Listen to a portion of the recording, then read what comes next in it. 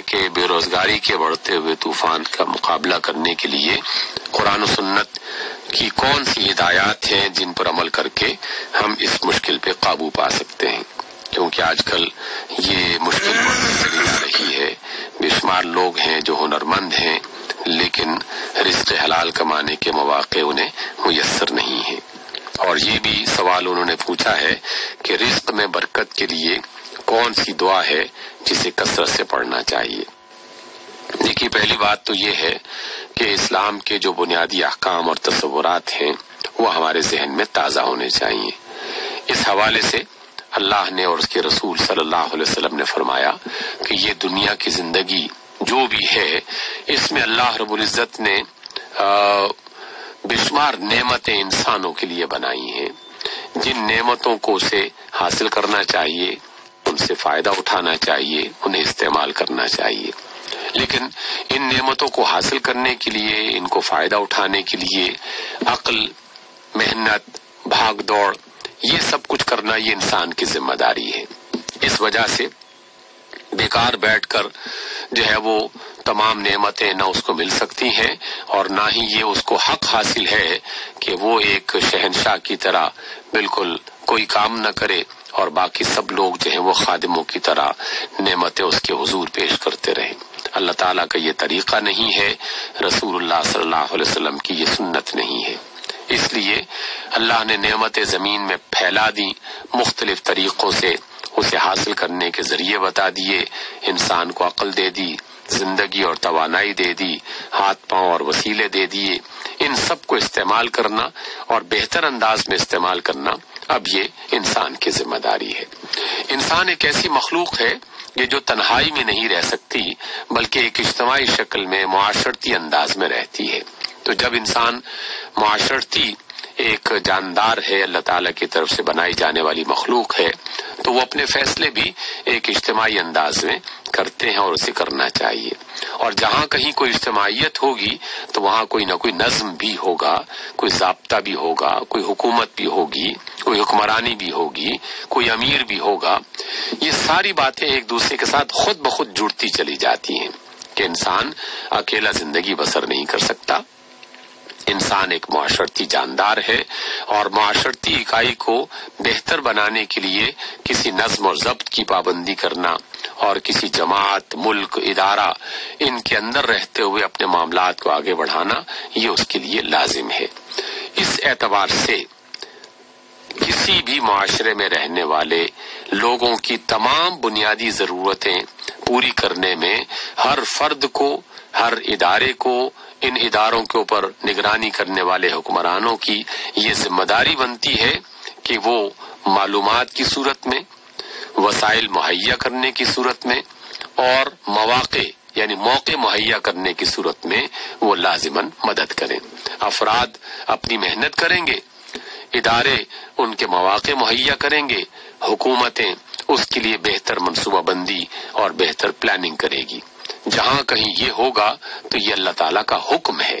یہ رسول اللہ صلی اللہ علیہ وسلم کا فرمان بھی ہے اور آپ نے باقاعدہ اس پر عمل کر کے بھی دکھایا۔ اس میں کچھ ضابطے اور اصول ایسے ہیں جو ہر فرد کے لیے یکساں مفید اور کارگر ہیں اور اس میں کسی طرح کی آزادی دے رکھی ہے، اور کچھ پابندیاں ایسی ہیں کہ جن کو اختیار کرنا اور جن کو نافذ کرنا یہ حکمرانوں کی ذمہ داری بن جاتی ہے۔ مثلا ہر ایک بندے کی جان، مال اور عزت کی حفاظت کرنا، جہاں افراد کی ضرورت ہے وہاں حکومت کی اور اداروں کی یہ ذمہ داری بن جاتی ہے تاکہ جو لوگ بھی کسی بھی میدان میں کام کرنا چاہتے ہوں تو انہیں اپنی جان کے جانے کا اور اپنے مال کے ضائع ہونے کا دھڑکا نہ لگا رہے اور انہیں کوئی فکر نہ رہے۔ تو اس لیے ان کی حفاظت کرنا یہ حکومت کی ذمہ داری ہے اور یہ اللہ اور اس کے رسول صلی اللہ علیہ وسلم کا حکم ہے۔ یہی وجہ ہے کہ ہمیں آقا رحمت علیہ الصلوۃ والسلام جب ریاست مدینہ کی بنیاد رکھتے ہوئے دکھائی دیتے ہیں تو اس طرح کے مختلف احکام بھی جاری کرتے ہوئے ہمیں دکھائی دیتے ہیں۔ اسی کی وجہ سے قوانین بنائے گئے، اسی کی وجہ سے سزائیں بنائی گئیں، اسی کی وجہ سے اور بہت ساری تعلیمات ہیں جن کا ہمیں علم حاصل کرنا چاہیے۔ اس لیے 2-3 بنیادی باتیں ہیں۔ پہلی بات یہ کہ رزق حلال حاصل کرنا،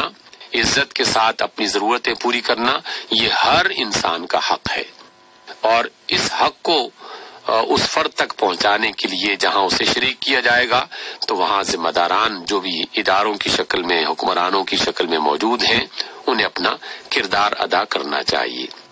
جب یہ لوگ نہ کریں گے تو پھر یقیناً مالی مشکلات میں اضافہ ہوگا۔ اس میں ایک عام سی بات ہے جو تمام انسانی معاشروں نے سیکھی کہ محض ڈگریاں حاصل کرنے سے رزق جو ہے اس کے مواقع نہیں ملیں گے جب تک کہ آدمی کو صلاحیت نہ ملے اور ان صلاحیت کو استعمال کرنے کا موقع نہ ملے۔ اس لیے جو بھی ذہین باصلاحیت افراد ہیں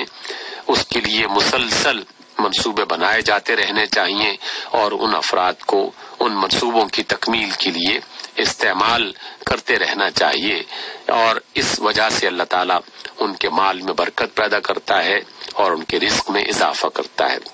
اس عمل کے ساتھ ساتھ، اس حکمت عملی کے ساتھ ساتھ، اس منصوبہ بندی کے ساتھ ساتھ، اس محنت جدوجہد،